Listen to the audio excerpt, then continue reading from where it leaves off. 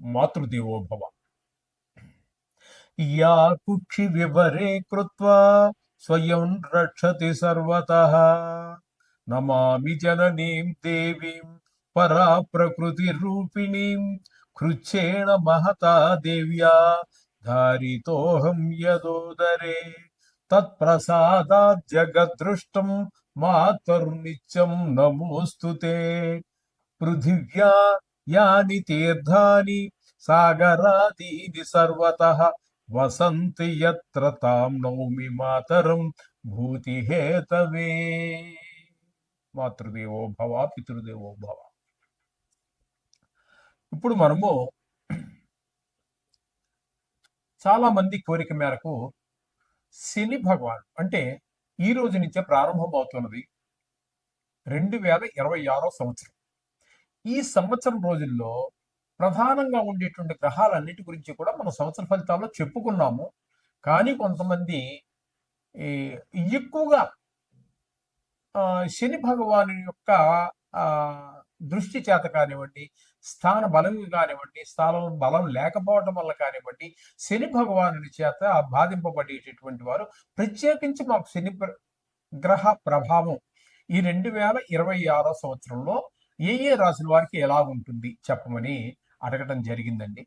దాని గురించి కేవలం మనం ఇప్పుడు శని భగవానుని యొక్క ప్రభావం ఈ సంవత్సర కాలం పాటు 2026లో ఏ విధమైనటువంటి ప్రభావం ఉంటుంది అనేటటువంటిది వారు అడిగిన కోరిక మేరకు నాకు తెలిసినంత వరకు చాలా విపులంగా చెప్పడానికి నేను ప్రయత్నిస్తాను.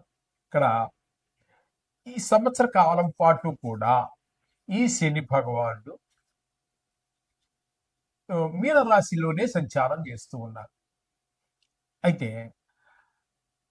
ఈ శని భగవానుడు సామాన్యంగానే ఈ గోచార రీత్యా 3 జాగాల్లో 3 రాశులలో శుభ ఫలితాలు ఇస్తూ ఉంటారు. మిగతా అంతా కూడా అంటే 3 పోతే ఇక 9, 4 చూసి చూడనట్టుగా పోతూ ఉంటారు. 5 రాశుల్లో మాత్రం కొంచెం విపరీతంగా బాధిస్తారు. ఎట్లా అంటే ఆ 5 రాశులు ఏమంటే 7.5 అదే ఏళ్ళనాటి శని 3 రాశులు, జన్మరాశికి వెనక రాశి, జన్మరాశికి ముందు రాశి, ఇట్లా 3 రాశులు అయిపోయినాయి అక్కడికి. ఇక అర్ధాష్టమ అంటే 4వ స్థానంలో శని భగవానుడు సంచరించేటటువంటి కాలంలో అష్టమ అంటే 8, అర్ధాష్టమ అంటే 4. అందుచేత అర్ధాష్టమ శని ఉన్న వాళ్ళు కూడా చాలా ఇబ్బంది పెడుతూ ఉంటారు ఆయన.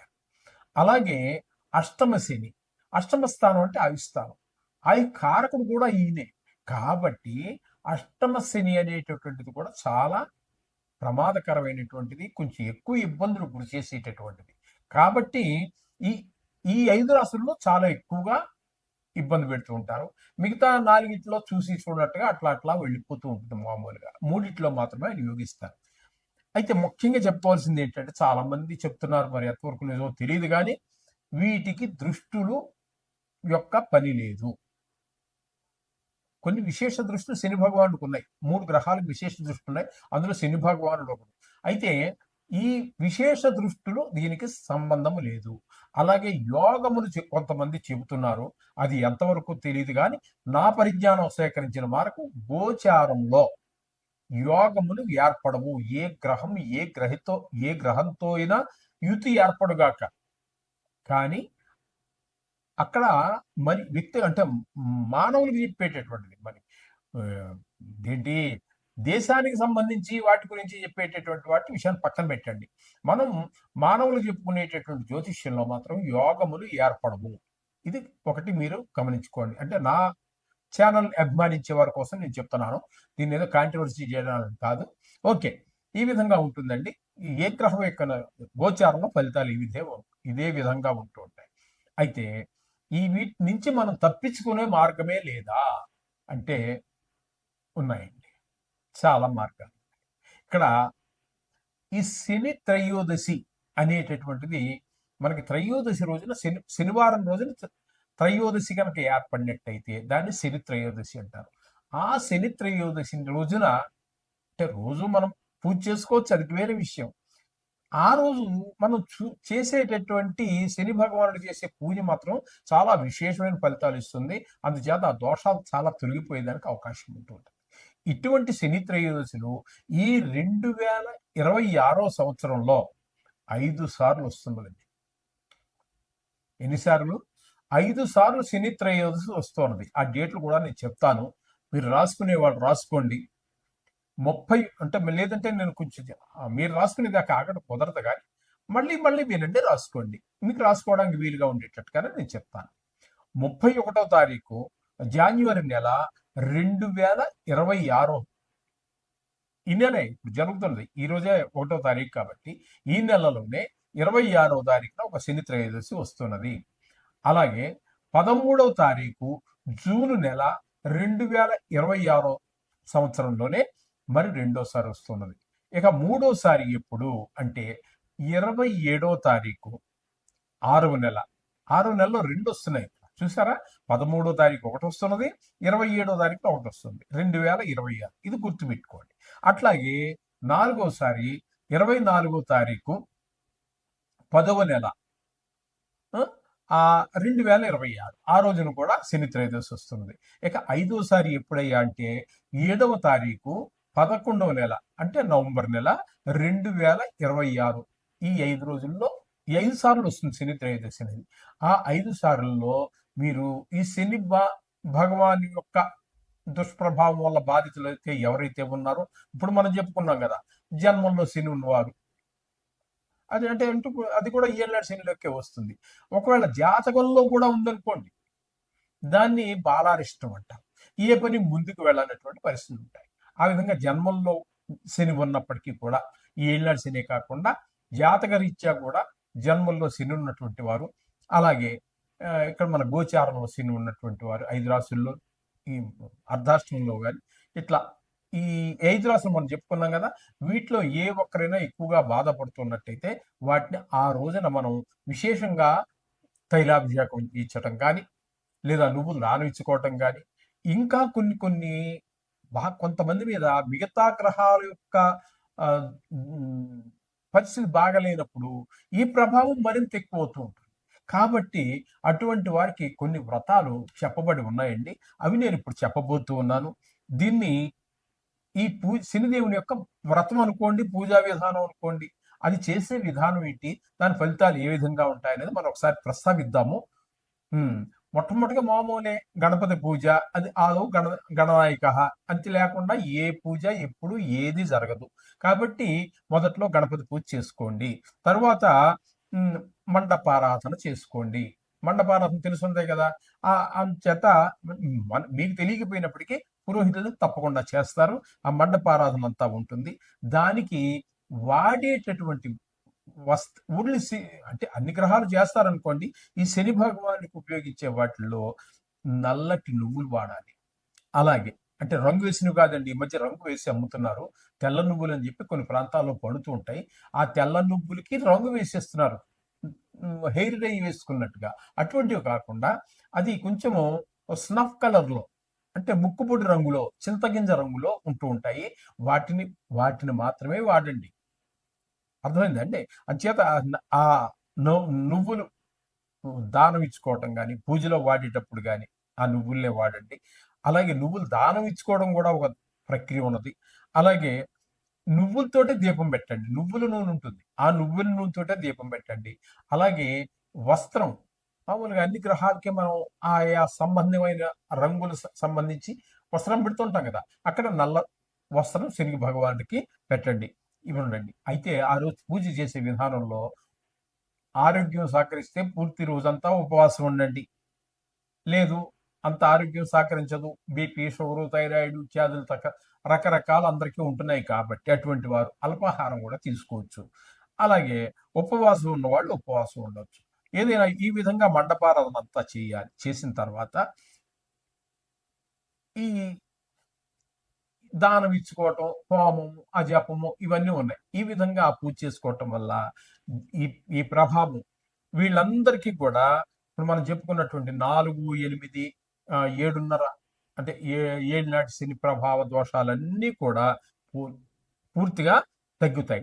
తద్వారా వచ్చే ఫలితం ఏ విధంగా ఉంటుందయ్యా అన్నట్టయితే ఆ ప్రభావం తగ్గడం ద్వారా ఆర్థికమైనటువంటి ఫైనాన్షియల్ ప్రాబ్లమ్స్ ఉంటే సాల్వ్ అవుతాయి, ఆర్థిక ఇబ్బందులు తొలగిపోతాయి, ఉద్యోగ విషయంలో ఇబ్బందులుంటే అవి పోతాయి, వ్యాపార విషయంలో ఇబ్బందులుంటే అవి పోతాయి, వ్యవసాయం చేసే వాళ్ళకు కూడా చాలా ఉన్నాయి ప్రాబ్లమ్స్, అటువంటి వారి సమస్యలు కూడా చాలా తొలగిపోతాయి.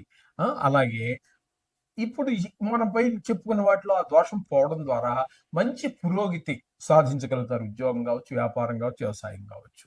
ఇక కోర్టు వ్యవహారాలు ఏవో పీకుతూ ఉంటాయి చూసారా, అటువంటి వారికి కూడా ఈ శని యొక్క ఈ వ్రతం చేసుకోవటం ద్వారా, ఈ పూజ చేయటం ద్వారా ఆ కోర్టు వ్యవహారాల్లో మనకి జయం కలుగుతుంది, ఉపశమనం కలుగుతుంది.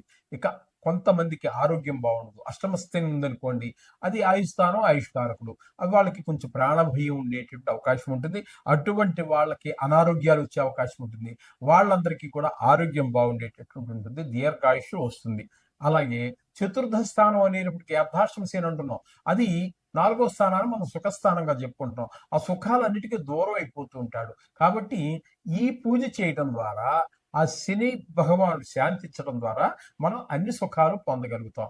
ఇన్ని ప్రయోజనాలు ఈ ఈ శని భగవాను యొక్క వ్రతం ద్వారా మనకు సంక్రమిస్తాయి. ఇది అందరూ గుర్తుపెట్టుకోండి, 1-4 సార్లు వినండి. ఇది ఖచ్చితంగా చెప్తున్నాను. ఇంతవరకు ఎవరు చెప్పి ఉండకపోవచ్చు, తెలియదని కాదండి, ప్రత్యేకించి శని గురించి చెప్తున్నాం కాబట్టి నేను చెప్తున్నాను. ఇది చాలా ఇంపార్టెంట్గా మీరు తీసుకుంటారని నా భావన, ముఖ్యమైనదిగా, చాలా ముఖ్యమైనటువంటి విషయంగా మీరు తీసుకుంటారని నా భావన. ఇకపోతే ఇందులోనే ఈ సంవత్సర కాలంలో అంత ఇలాగే ఉంటుందా అంటే కొన్ని మార్పులు చేర్పులు ఉండొచ్చు. వక్రగతి, రిట్రాగ్రేషన్ అంటాం మనం ఇంగ్లీష్లో, దీన్ని వక్రగతి కూడా కొంత నడుస్తోంది ఈ సంవత్సర కాలంలో.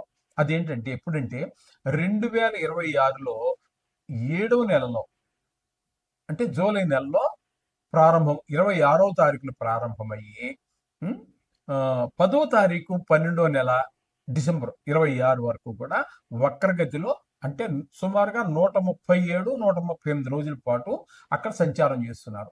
అయితే ఈయన ఇక్కడి నుంచి మళ్ళీ వెనక్కి వెళ్ళే ప్రసక్తి లేదు, ఆయన అక్కడే ఉంటారు, శని భగవానుడు అదే మీనంలో ఉంటారు, కానీ ఫలితాన్ని మాత్రం వెనక స్థాన ఫలితాన్ని ఇస్తారు. ఇది గమనించుకోండి. ఓకే, ఇది అందరూ గుర్తుపెట్టు. శని భగవానుడు ధనురాశి వారికి 2026 సంవత్సరంలో ఏ విధమైన ఫలితాలు ఇవ్వబోతున్నారు, మంచి ఫలితాలు ఇవ్వబోతున్నారా, చెడ్డ ఫలితాలు ఇవ్వబోతున్నారా తెలుసుకుని పరిహారాలు తర్వాత మాట్లాడుకుందాం. ఇప్పుడు 4వ స్థానంలో ధనురాశికి శని భగవానుడు మీనరాశిలో సంచారం చేస్తూ ఉన్నారు. ధనురాశికి ఏమవుతుంది, అది 4వ స్థానం అవుతుంది. 4వ స్థానంలో దీన్ని అర్ధాష్టమ శని అని కూడా అంటారు, మనం ఇందాక వివరించుకున్నాం. కాబట్టి అది కూడా మన సుఖ సంతోషాన్ని దూరం చేసేటటువంటి ఒక చెడు స్థానమే. కాబట్టి దాని పరిష్కారం ఏంటనేది చూద్దాం. అక్కడ ఇస్తున్న ఫలితాలు ముందు తెలుసుకుందాం.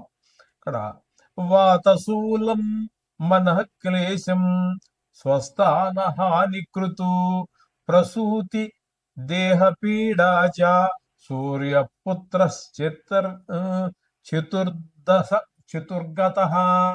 చతుర్గత అంటే 4వ స్థానంలో కనుక ఉన్నట్టయితే, సూర్యపుత్ర అంటే ఎవరండి, సూర్యపుత్రుడు ఎవరు, శని. అలాగే ధనరాజు కూడా, కానీ ఇక్కడ మనం శని గురించి చెప్పుకుంటున్నాం కాబట్టి శని తీసుకోవాలి. ఇక్కడ ఈ శని కనుక 4వ స్థానంలో సంచారం చేస్తున్నట్టయితే శని భగవానుడు ఇక్కడ వచ్చే ఫలితాలు ఏ విధంగా ఉంటాయనేది ఇక్కడ చెప్తున్నాడు. శరీరాన్న వాత రోగాలు, వాతశూలం అంటే వాత రోగాలు ప్రవేశించడం, మన క్లేశం మనస్తాపం, అలాగే భయం, హాని, అలాగే స్థానశలనం, స్వస్థాన హానికృతం, నువ్వు ఏ స్థలంలో ఉన్నావో ఆ స్థానానికే హాని అవుతుంది, అంటే నీకు స్థాన చలనము, అది ట్రాన్స్ఫర్ కావచ్చు, వ్యాపారం నడక మారి కావచ్చు, లేదా ఇల్లు కూడా మారిపోవచ్చు, ఆ ఇంటి వాళ్ళు అమ్మేసుకోవటం, లేకపోతే వారికి మనకి పడకపోవటం, మొత్తం మీద స్థాన చలనం అంటారు దీన్ని. అలాగే శరీర అనారోగ్యం, అలాగే వివిధ రూపాలైనటువంటి కష్టాలు కూడా సంప్రాప్తిస్తాయని చెప్పేసి అన్ని అశుభ ఫలితాలే సూచిస్తూ ఉన్నాయి. ప్రథమంలో కూడా మనం చెప్పుకోవడం జరిగింది ఏ ఏ స్థానాల్లో, 5 స్థానాల్లో బాగా ఎక్కువ బాధిస్తాడని. అందులో ఈ చతుర్థ స్థానం అనేది కూడా ఒకటి. అది ఒకసారి మళ్ళీ కావాలంటే వినండి, గుర్తుంటే చేసుకోండి. అయితే పరిష్కారాలు కూడా మనం మొదట్లోనే చెప్పుకున్నాము. అందులో ఏ ఒక్కటి ఆచరించినా రోజు ఎలా మీరు మనం చెప్పుకుంటూ ఉన్నాం, గత 2.5 సంవత్సరాలుగా నవగ్రహ మంత్రాలు చదువుకోండి. కానీ ఆ దానితో సరిపెట్టవద్దు.